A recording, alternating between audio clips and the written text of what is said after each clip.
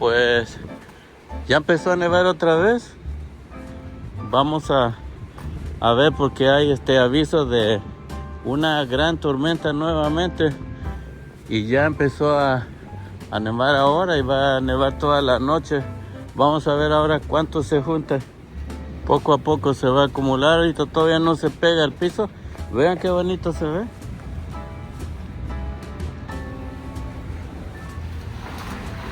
Ya se está, se ve que no está pegando, pero hay partes donde uno va caminando y ya está un poco resbaloso. Qué bonito. Siempre cuando está cayendo se ve bonito, pero como les he comentado siempre, la cosa es después, ya que termina de nevar y si está frío se congela. Ya se está poniendo resbaloso. Hay que tener mucho cuidado en pisos así como este. Ya se está empezando a pegar también, a quedar en el piso. Me encanta ver así cuando empieza a caer ya cada vez más y más nieve.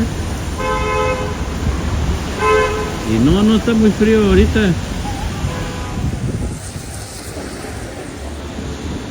Ahí podemos ver en esa calle cómo se ve. Ya empieza a haber poco tráfico porque ya empezaron a poner regulaciones. Quiero que vean que por las regulaciones que dijo el alcalde hoy, ya hay poco tráfico porque va a estar muy peligroso para manejar. Ahorita voy mero en medio de la avenida y nada. Hasta allá es que vienen unos carros apenas, pero casi nunca se puede caminar así directo en pleno tráfico. Acá hay poco apenas, ya cada vez hay menos. Ahora sí que comenzó el aire. Ya yo creo que más al rato va a estar ya más frío. Ya está un aire un poco fuerte.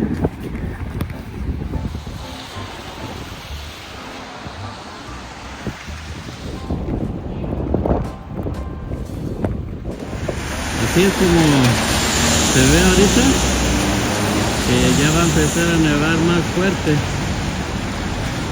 Y ya varios negocios están cerrados temprano el día de hoy. Vea este carrito cómo está quedando ya completamente cubierto de nieve. Y las bicicletas que hacen entregas de comida, fíjense cómo está. La verdad que es de admirar la gente que con este clima hacen deliveries.